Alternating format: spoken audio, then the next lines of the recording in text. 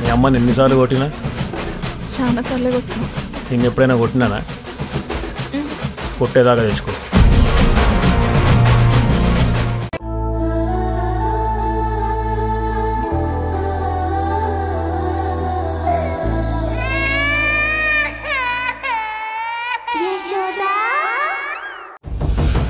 నువ్వు నాకు ఏ విషయంలో అయినా అబద్ధం చెప్పావు, కానీ ఈ యశోద విషయంలో ఇప్పటికే నాకు చాలాసార్లు అబద్ధాలు చెప్పావు.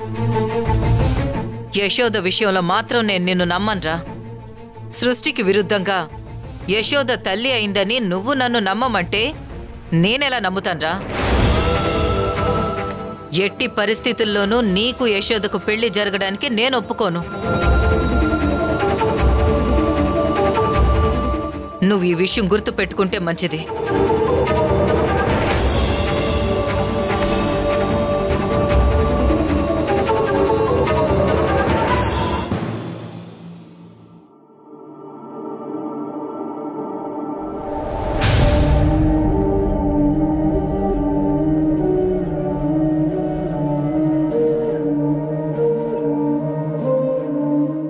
ఇంతసేపైనా యశోద ఇంకా రాలేదంటే ఊర్మిళ మేడంకి యశోద దొరికిపోయి ఉంటుందా? అమ్మో, ఆ యశోదకి ఏం కాకూడదు. దాని మీదే ఆశలు పెట్టుకుని బ్రతుకుతున్నాను. భగవంతుడా, నా మొర ఆలకించి యశోదని కాపాడు స్వామి.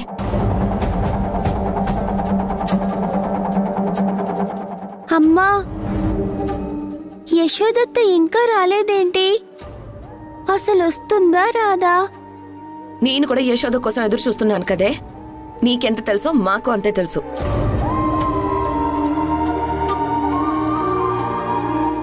యశోద ప్రతిసారి ఆ ఇంటికి వెళ్ళి మనల్ని టెన్షన్ పెట్టకుండా ఉండాలంటే యశోదకు పెళ్లి చేయాల్సిందే మధు. సరే దేవకి, యశోదని అడిగి మంచి సంబంధం చూస్తానులే.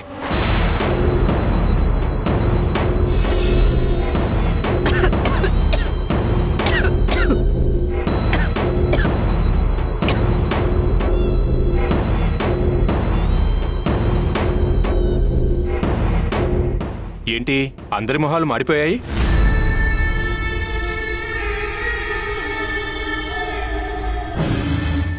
అత్తా,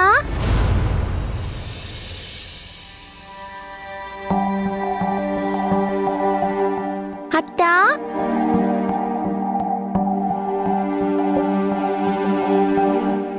ఏంటి యశోద ఇంత ఆలస్యమైంది? నువ్వు వచ్చే వరకు మా ప్రాణం మా దగ్గర లేదమ్మా. ఇప్పుడు నిన్ను చూడగానే మా ప్రాణాలు లేచొచ్చాయి. ఏమైంది యశోద? డల్గా ఉన్నావేంటమ్మా? నా మనసేం బాగాలేదన్నయ్య. నేను మీ అందరితో తర్వాత మాట్లాడతాను. అత్తా, నీకోసం నేను ఎంతసేపటి నుంచి ఎదురు చూస్తున్నానో తెలుసా? నువ్వు రావేమో, నా కథలు చెప్పవేమో అని ఎంత బాధేసిందో తెలుసా? నేను హోంవర్క్ కూడా చేయలేదు. హోంవర్కే కాదు యశోద, డిన్నర్ కూడా చేయలేదు. అత్తయ్యతో పాటే కలిసి తింటానని చెప్పేసి ఒకటే గోల.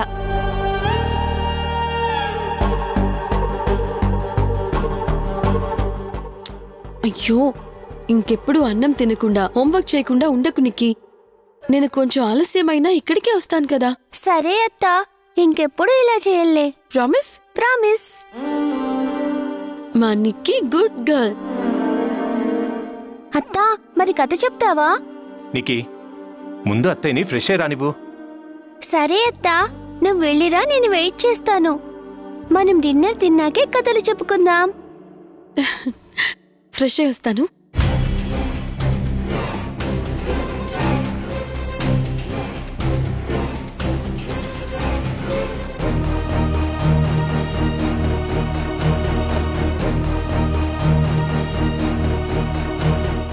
యశోద డల్గా ఉందేంటనయ్యా? కొంపతీసి ఊర్మిళ యశోదని గుర్తుపట్టలేదు కదా? అదే గనక జరుగుంటే యశోద ఇంటికెలా తిరిగి వస్తుంది? నేను ఊర్మిళ మేడం ముందు ప్రాణభయంతో నిలబడి ఉండేవాడిని కదా.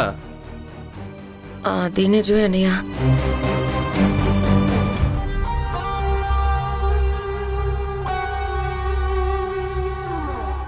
మన తెలుగు రాష్ట్రాల్లో సమాజానికి సేవ చేస్తున్న టాప్ 5 మెంబర్స్ లో ఒకరికి సన్మానం చేద్దాం అనుకుంటున్నాం. ఆ టాప్ 5లో కూడా బెస్ట్ ఎవరు అంటే మీరే అని మా అందరి భావన. అందుకే వచ్చే వారం మీకు రవీంద్ర భారతిలో ఘనంగా సన్మానం చేద్దాం అనుకుంటున్నాం. మేడం,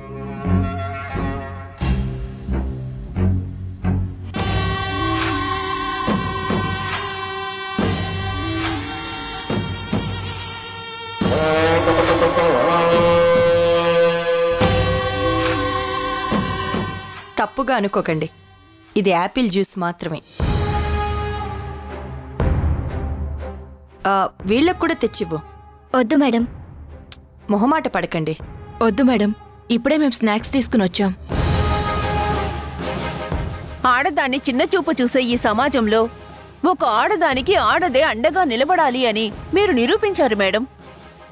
పేదవాళ్ల కోసం ఎన్నో హాస్పిటళ్లు కట్టించారు, ఎంతో మంది ఆడపిల్లలకు జీవితాన్ని ప్రసాదించారు, 100 మందిని చదివించారు, 1000 మంది కడుపు నింపారు. అలాగే మీ హాస్పిటల్లో ఆడబిడ్డ పుడితే ఒక్క రూపాయి కూడా ఫీజు తీసుకోకుండా మీరే ఎదురు 10,000 రూపాయలు ఇచ్చి పంపిస్తున్నారు. అలాగే మీ హాస్పిటల్లో ఆడబిడ్డ పుడితే ఒక్క రూపాయి కూడా ఫీజు తీసుకోకుండా మీరే ఎదురు 10,000 రూపాయలు ఇచ్చి పంపిస్తున్నారు. ఇంతగా సమాజం కోసం, ఆడవాళ్ల కోసం జీవించేవాళ్లు మీరు తప్ప ఎవ్వరూ లేరు మేడం. అందుకే మీకు సన్మానం చేద్దాం అనుకుంటున్నాం. మీ ప్రేమ, ఆప్యాయత, అభిమానాలు నాకు అర్థమవుతున్నాయి, కానీ నాకు ఈ సన్మానం వద్దు. ఎందుకని మేడం? నాకు పబ్లిసిటీ అంటే ఇష్టం ఉండదండి. తప్పుగా అనుకోకండి. నేను చిన్నప్పటి నుంచి జీవితంలో ఎన్నో మిస్ అయ్యాను. మనశ్శాంతి, సంతృప్తి అన్నది నాకిప్పటికీ లేవు. చాలా కింద స్టేజ్ నుంచి వచ్చాను. అలాంటి నేను మీ అందరితో సన్మానం చేయించుకుంటే ఖచ్చితంగా నా మనసులో ఎక్కడో ఒక చోట గర్వం అనేది మొదలవుతుంది. అది నాకిష్టం లేదు. జీవితంలో నేను అనుభవించినన్ని బాధలు, నేను పడినన్ని కష్టాలు ఎవ్వరూ పడకూడదనే నేను ఈ సేవా కార్యక్రమాలు చేస్తున్నాను. దయచేసి ఈ సన్మానాన్ని వేరే ఎవరికైనా చేయండి. నేనైతే ఈ సన్మానానికి రాలేను. నిజంగా మీరు చాలా గ్రేట్ మేడం. రూపాయి దానం చేసి 10 రూపాయలు ఖర్చు పెట్టి పబ్లిసిటీ చేసుకునే జనాలున్న ఈ రోజుల్లో మీరింత సింపుల్గా ఉండడం చాలా అంటే చాలా గ్రేట్ మేడం. మేం వెళ్ళొస్తాం మేడం. మేము వెళ్ళొస్తామండి. మంచిదండి.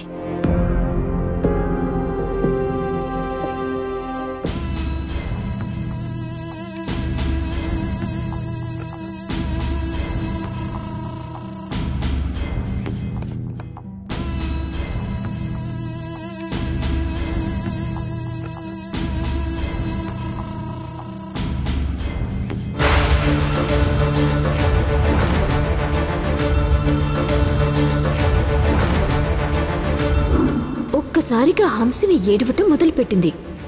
దాని గోలు భరించలేక నేను దాని దగ్గరికి మూవ్ అయ్యాను. ఒక్కసారిగా ఫ్యాన్ నేనున్న ప్లేస్లో పడిపోయింది మమ్మీ. యశోదకి పుట్టిన బిడ్డ మామూలుది కాదు. నీరజ మీద ఫ్యాన్ పడిపోతుందని దానికి ఇంత చిన్న వయసులో ఎలా తెలిసింది? అది ఖచ్చితంగా చాలా తెలివిగలదే అయ్యుంటుంది. యశోద అందంతో పాటు మేధావితనం కూడా వచ్చింది.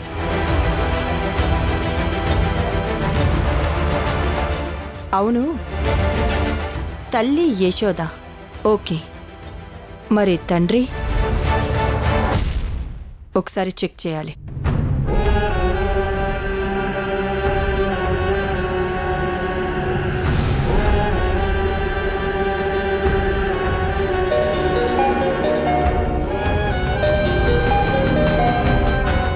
Hello madam.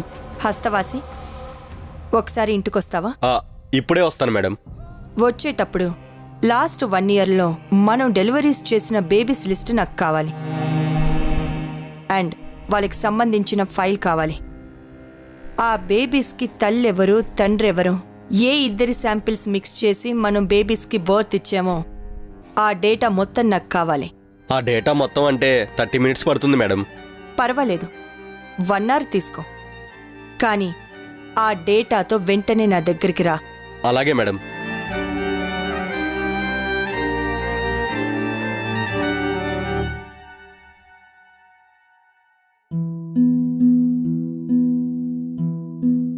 అయితే ఆవిడ నిన్ను చూడలేదు కదా? లేదండి, ఆవిడ నన్ను చూడకుండా ముఖానికి చున్నీ కప్పుకున్నాను.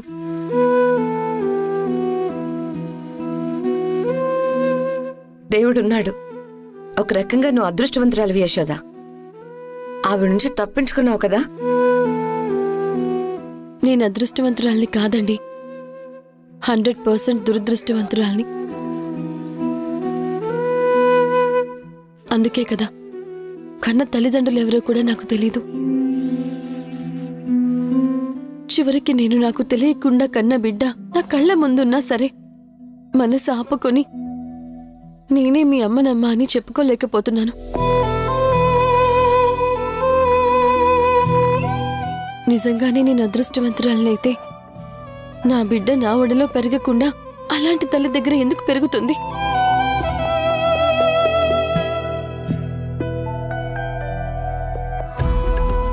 నాకింత బాధలో కూడా నా మనసుకి ఊరటనిచ్చే విషయం ఏదైనా ఉందంటే నా బిడ్డకి దగ్గరగా ఉండటానికి కేర్ టేకర్గా నాకు అవకాశం రావటమే. అలా అయినా రోజు నా బిడ్డను చూసుకోవచ్చు కదా.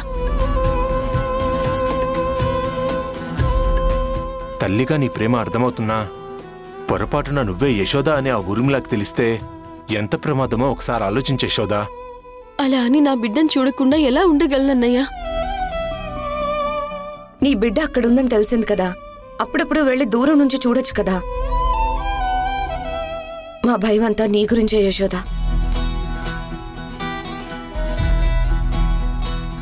అవునమ్మా, నీ పరిస్థితుల్లో దేవకి ఉన్నా కూడా నేను ఇలాగే చెప్పేదాన్ని.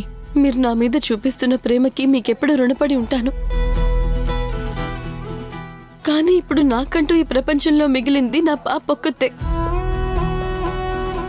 తనని వదిలి నేను ఉండలేను కదా.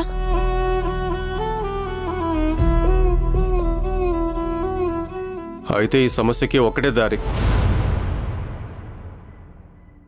నీరజ దగ్గర నుండి ఆ పాపను ఎత్తుకురావడమే.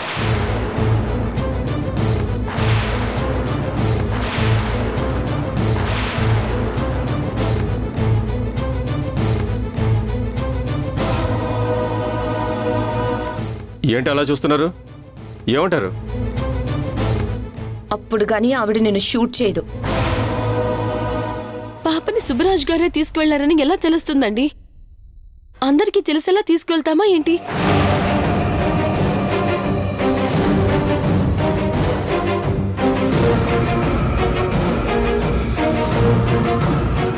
కానీ అది కూడా రిస్కే అనిపిస్తోంది. చాలా జాగ్రత్తగా ఈ పని చేయాలి.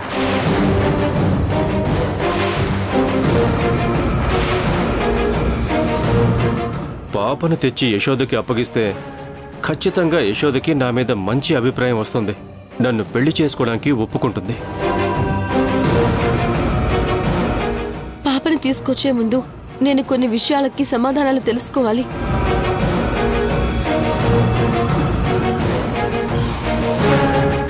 అసలు నేను ఎవరిని? నా తల్లిదండ్రులు ఎవరు? నీరజ చేతికి నేను కన్న బిడ్డ ఎలా వచ్చింది?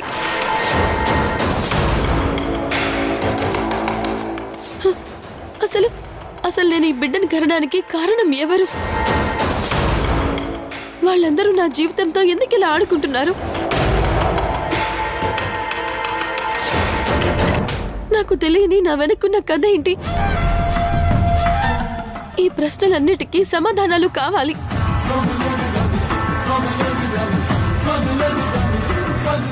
అన్ని ప్రశ్నలకి నీరజ దగ్గర సమాధానం లేకపోయినా అట్లీస్ట్ కొన్ని ప్రశ్నలకైనా సమాధానాలు దొరుకుతాయి. ముందు అది తెలుసుకునే ప్రయత్నం మొదలు పెడతాను.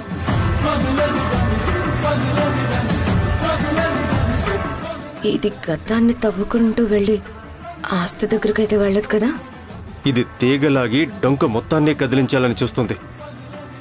అదే జరిగితే మేడం బ్రతకనివ్వదు. మనం ఏం చేయాలన్నా మనకు ఆ దేవుడు అనుగ్రహం తప్పకుండా ఉండాలమ్మా. నువ్వు నీ తల్లిదండ్రుల్ని, నీ గతాన్ని ఎలా వెతుకుతున్నావో నేను నా చెల్లిని అలాగే వెతుకుతున్నాను. ఈరోజు గుడిలో ఒక స్వామీజీని కలిశాను. ఆయన మన కుటుంబం అంతా కలిసి 3 రాత్రులు గుడిలో నిద్ర చేయాలని చెప్పారు. అప్పుడు గ్రహపీడలు పోయి మనందరి కోరికలు నెరవేరుతాయంట. అందుకోసమే రేపటి నుంచి 3 రాత్రులు మనం గుడిలో నిద్ర చేయాలమ్మా.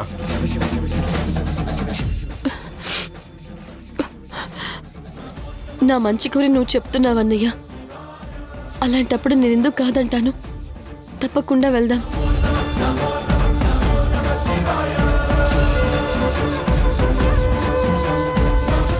నీకు నీ చెల్లి, నాకు నా గతం పరిచయం అయితే అంతే చాలు. అన్నా చెల్లెళ్ళిద్దరూ ఎదురెదురే ఉన్నా మీకు తెలీదు. అదేనేమో విధి ఆటంటే. అత్తా, త్వరగా తినత్తా, నాకు కథ చెప్పాలి. ఇది దీని కథలు పిచ్చి. ఏంటో తినా.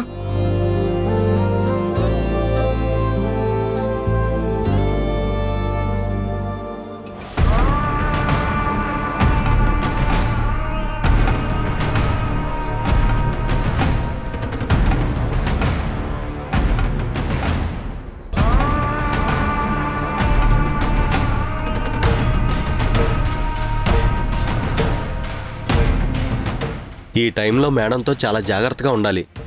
ఏమాత్రం తేడా వచ్చినా అక్కడున్న గ్లాసు నా గొంతులో దిగుతుంది. అమ్మో.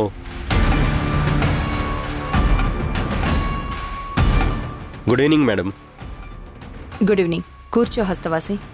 పర్వాలేదు మేడం. కూర్చో హస్తవాసి, నేను చెప్తున్నాను కదా.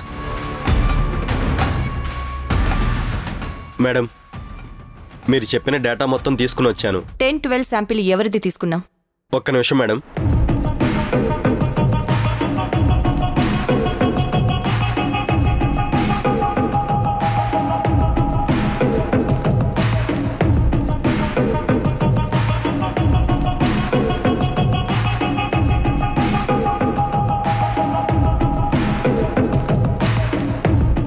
మేడం, 10-12 శాంపిల్ హరివిటల్ది మేడం.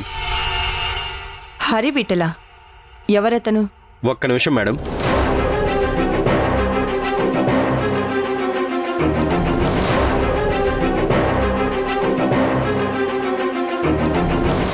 హరివిటల్ అనే వ్యక్తి గొప్ప సైంటిస్ట్ మేడం.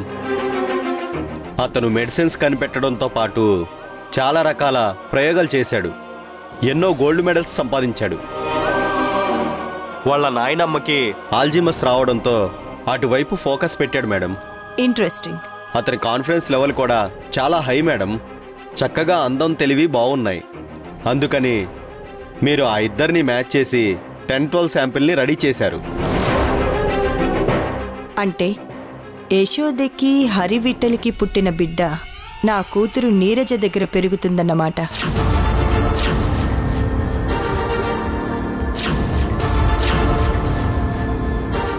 థ్యాంక్ యూ హస్తవాసి, రమ్మనగానే వచ్చాం. మీరెక్కడికి పిలిస్తే అక్కడికి రావాలి కదా మేడం. నాకు అర్జెంటుగా హరివిట్టల్ డీటెయిల్స్ కావాలి. అతను ఎక్కడుంటాడు, వాళ్ళ సొంతూరేంటి, వాడి ఇల్లు ఎక్కడా, ఇలాంటి డీటెయిల్స్ అన్నీ కావాలి. అలాగే మేడం. కానీ మేడం,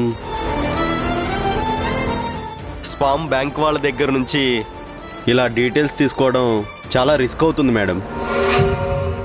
వాళ్ళు ఒక పట్టాన మా మాట వినటం లేదు. యుఎస్లో మీ పిల్లలు బాగున్నారా హస్తవాసి?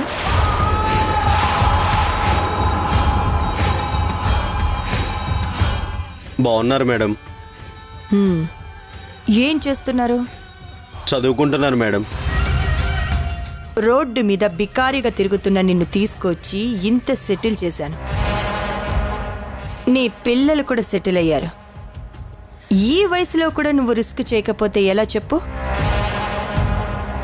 రిస్క్ చేయలేను అంటే చెప్పు, నీ ప్లేస్లోకి వేరే వాళ్ళు వస్తారు. వద్దు మేడం, రిస్క్ చేస్తాను మేడం. ఒక వారం రోజుల్లో హరివిటల్ డీటెయిల్స్ మీకు అందిస్తాను. వారం వద్దు మేడం, ఒక 3 days అన్న టైం ఇవ్వండి. సరే. అలాగే మేడం. Bye madam. ఉంటాను మేడం.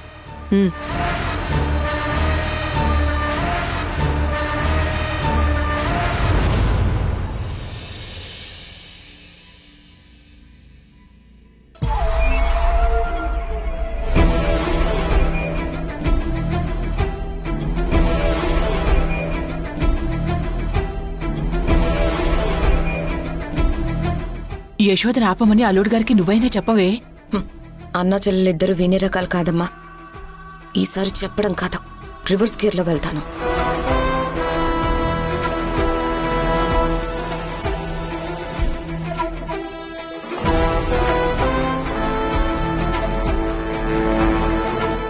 అన్నయ్య వెళ్ళొస్తాను.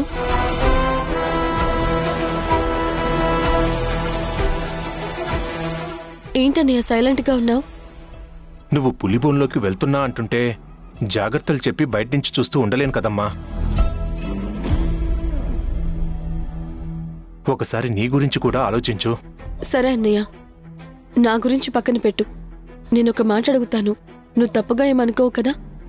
నువ్వు అడిగితే తప్పుగా ఎందుకు అనుకుంటానమ్మా? అడుగు. సడన్ గా నీకు 2 రోజులు కనిపించకుండా ఉంటే నువ్వు తట్టుకోగలవా?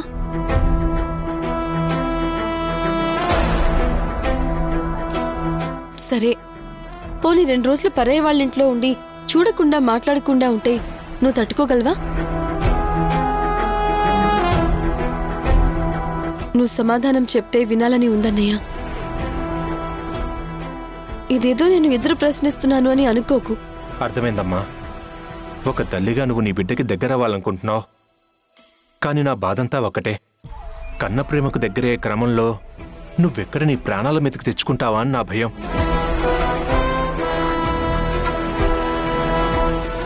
నిన్ను చూసిన దగ్గర నుంచి నా సొంత చెల్లెలు నాకు దొరికిందనే భావనలో ఉన్నాను. నీకేమైనైతే నేను తట్టుకోలేనమ్మా. భావనలోనే ఉంటున్నారు కానీ సొంత చెల్లెలు అనుకోవట్లేదేమో అని నాకు అనిపిస్తుంది. దేవకి, ఏంటా మాట? మరి లేకపోతే ఏంటండి? సొంత చెల్లెలైతే ఇంత సుతమెత్తగా మెల్లగా చెప్తారా? ఖచ్చితంగా వెళ్ళొద్దు అని తెగేసి చెప్పాలి. బాగా చెప్పావే. బాధగా ఉందంటున్నాడు గాని అడ్డుకోవడం లేదు.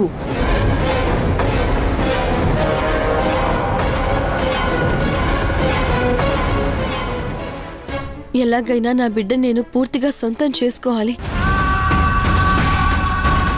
నా జీవితం ఇలా అవడానికి కారణమైన అందరికీ శిక్ష పడేలా చేయాలి. నా గతమేంటో నేను తెలుసుకోవాలి. ఎలాగైనా నేను వాళ్ళని చేరుకోవాలి.